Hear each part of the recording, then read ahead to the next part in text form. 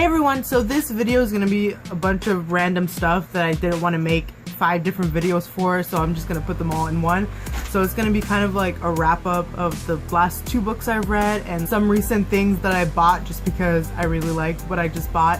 And I also went to go watch Insurgent, so I will say a few things about that, and also that I went to the Maroon 5 concert last night. Okay, so first I want to talk about the last 2 books that I have read recently, the first being The Girl on the Train by Paula Hawkins. I gave this book a solid 4 out of 5 stars because it was really good, but I did find a few kind of faulty things within the book. This isn't one of those kinds of books where it's like, oh, I really love this character and I really hate this character.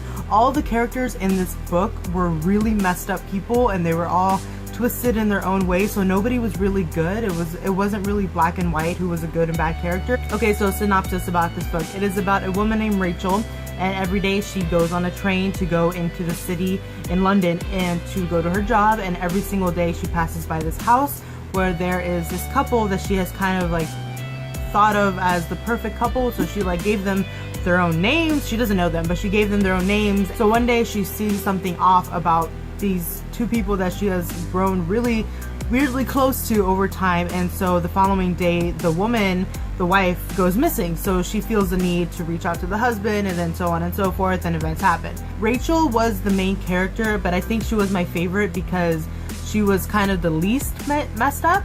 2 characters that I hated the most were her ex-husband and his new wife Anna. I hated those people so much, especially Tom. So I don't know what girls, guys, whatever, people think that if you are the mistress in somebody else's relationship, what makes you think that that person is not going to cheat on you? I don't know, it just doesn't make sense to me. So naturally, by the end of the book, we realize that Tom had not only cheated on his own wife, but he cheated on his mistress that he married with Megan, who he eventually found out was pregnant with his child, and so he killed her. So the minute that I read that Megan's unborn child was not her husband's and not her therapist, who she had been cheating on her husband, I immediately knew that it was Tom, because there wasn't another really prominent male character in the story, so it kind of had to be him. It could have been that random Andy guy that Rachel had seen on the train when she like blacked out, but that character was really kind of random to me. I didn't really feel that he was necessary in the story because Rachel ended up remembering by herself, so she didn't really need him. And one thing that just annoyed me to no end was when the climax was kind of happening at the end of the book and Tom was talking to Rachel after he had like hit her over the head or something, and was like, oh, that if you hadn't done whatever you did, I wouldn't have had to cheat on you and I wouldn't have had to do this. Like, oh my god, I wish I could have reached Tom out of the book and like punched him in the face. I hate it when people want to blame other people for your actions. Like, no, you're just a horrible person. You have control over your own actions. I don't know why that's like the one thing that I think of whenever I think of this book, is that he wanted to blame Rachel for his actions. Like, he's obviously a psychopath because you don't do that. So yeah, I would definitely recommend this book to anybody who wants a good thriller because it is really good, but it's not as good as Gone Girl. Alright, so the next book that I'm going to talk about, I read like 3 months ago and have never made a video about it, and it is The Young Elites by Marie Lu. I, of course, wanted to pick this book up because of Marie Lu. The Legend series is one of my favorite trilogies ever, and so I knew that this one would be good. This is going to be a trilogy. The second book cover was released not too long ago, and I really do like it. It's going to look really cool next to this one. They're all going to have like their own special kind of thing. I also gave this book a 4 out of 5 stars just because it was not my favorite. I really do still love the Legend trilogy more than I did like this one. I thought it was so interesting how the main character was kind of the anti-hero and turns out to be kind of the villain. I was watching an interview with Marie Lu and she said that the main character was supposed to be the villain and that the other characters, that the story was supposed to revolve around them, but she was told that it would be kind of a more interesting story if Adelina was the main character and the entire plot of the story kind of revolved around her, and then we figured out that she was like gonna be the villain. I thought that was really cool because I was reading the book, I would be like, oh, this character is really, really dark. Like, she doesn't really have a kind of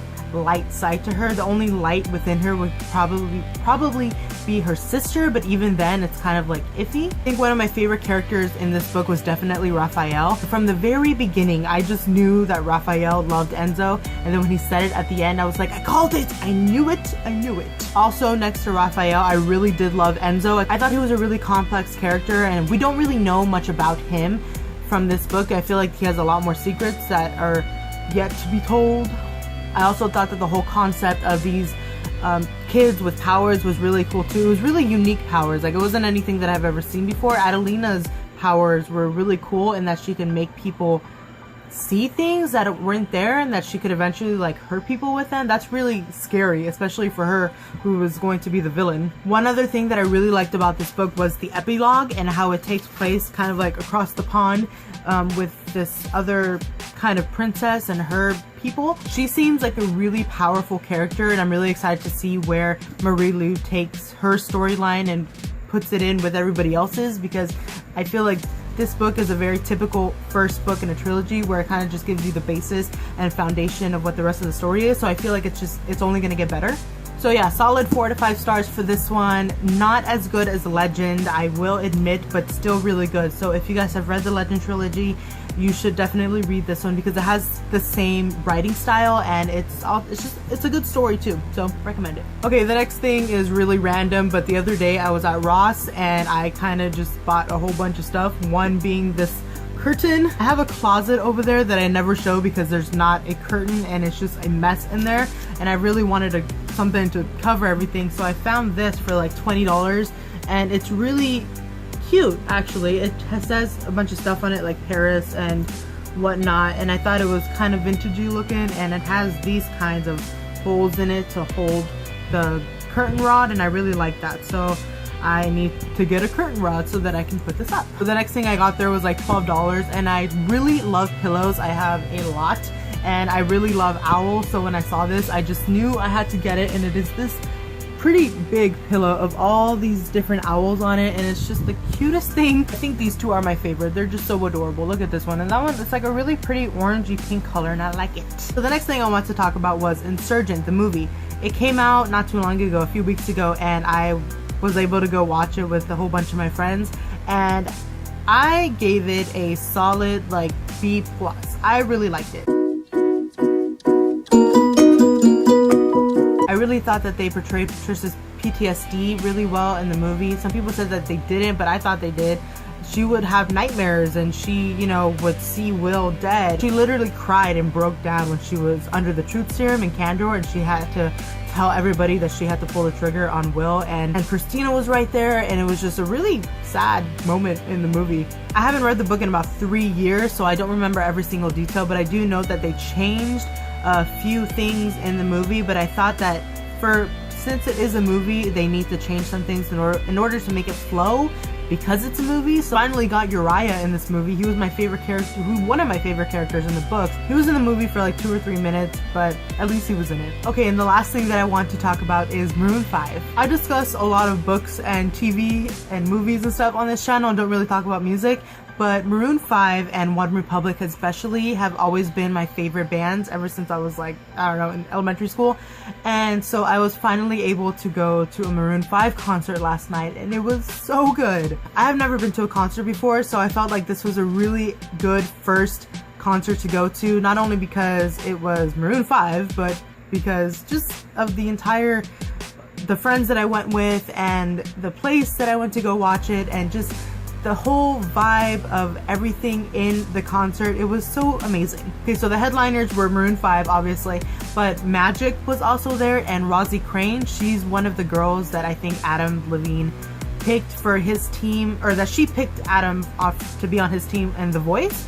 And so she was the first person to perform, and then Magic, and then finally Maroon 5 came out. They sang all of my favorite songs, all of the throwbacks, some of the new ones. My favorite song on their new album is It Was Always You, and that was the first song that they sang after, like, they had a little intermission, and they kind of scared everybody in the arena because we thought they were done because it was like 10:30, but then they came out again and started singing songs from their new album, which was awesome. I think one of the best parts of the concert was when they sang She Will Be Loved, because I think that's everybody's like favorite Maroon 5 songs. I know that's one of my favorites, and it was really funny because he like told some stories when he was up there about like their first gig and how like, or one of their first gigs, and how nobody showed up to their performance, and how they got paid like $5 or something, and so how him and the band were so appreciative of like how far they've come, and everybody that all the fans, and I was like, oh my god, he's beautiful inside out. So right now I am seriously having some after concert blues, because now I've been listening to Maroon 5 since last night, and yeah, now I definitely have the concert bug, and I really want to go to another one. Paramore was supposed to play at my school, but they sold out overnight. Oh, and so the arena holds like 12,000 people, so it was a complete nightmare trying to get out of there.